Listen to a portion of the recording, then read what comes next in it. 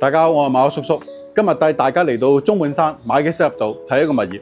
當年呢度開賣呢個價錢呢係40萬一間，但係到今時今日值幾多錢呢？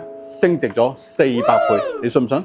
嘉慧園係中半山一座知名嘅豪宅屋苑，位於馬己仙峽道1至3號，背靠梅道，屬於香港島傳統高尚住宅地段。佢喺1972年落成，共10座，有120個單位，以4房為主，原則係4房雙套，實用面積大約係3073尺至到3366尺。嘉慧園嘅著名業主，除咗曾經係行政長官嘅董建華之外，仲有藝人顧紀筠、全國政協副主席霍英東家族、恒生銀行創辦人何添家族，以及前行政會議成員范鴻齡，仲有就係已故嘅前政協副主席安子介、東亞銀行副首席執行官李文彬、前任香港商務及經濟發展局局長馬時亨、恒基集團主席李兆基亦都住咗10幾年，可謂係名人眾星匯聚。由中環上去嘉慧園，交通非常方便，可以話係一條直線轉右就到。而嘉慧園嘅保安非常嚴格，門口嘅保安係由啹喀兵守住，喺香港都好少見到啦。傳統嘅大堂氣派華麗。今日參觀呢個單位呢，佢嘅尺數係3349尺，咁啊4個房間。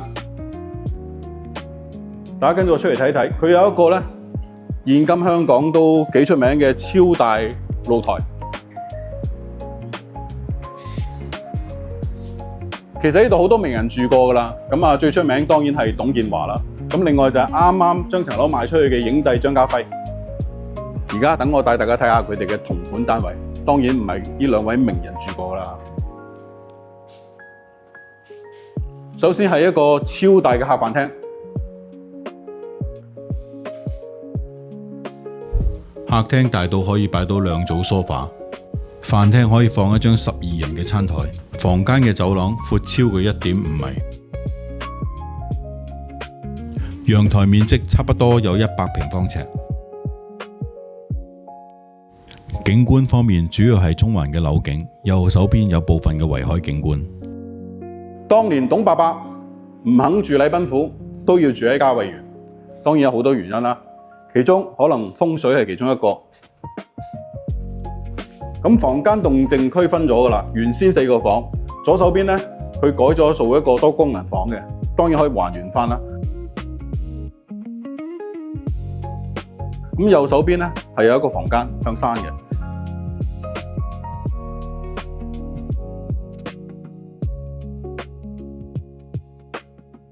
咁去到房間呢邊嘅盡頭呢，左右兩邊呢都有各有一個套房。咁呢邊係一個細套房，就向山嘅。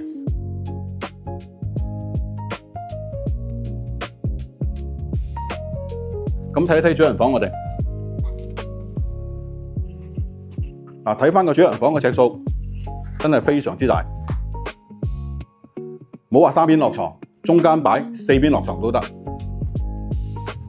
洗手間嘅設計咧就擺咗喺一笪做好咗嘅衣櫃入邊，咁可以當做一個小型嘅 closet。咁廁所嘅設計咧其實都好好，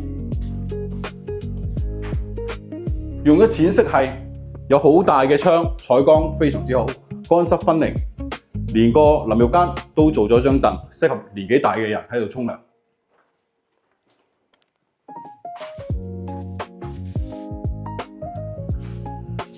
而家我哋參觀下佢嘅廚房，紅酒櫃呢度係一個備餐間，咁啊分左右兩邊，同時你請3個姐姐應該都冇問題，咁可以同時做嘢㗎啦。咁你要請返10幾個朋友食飯，亦都冇問題。咁入邊嘅工作間呢，佢呢度嘅設計係有2個工人房嘅，咁即係話最多4個工人姐姐都冇問題。而影帝張家輝啱啱以1.35億買走佢嘉慧園嘅單位，如果對呢個單位有興趣，記得聯絡我。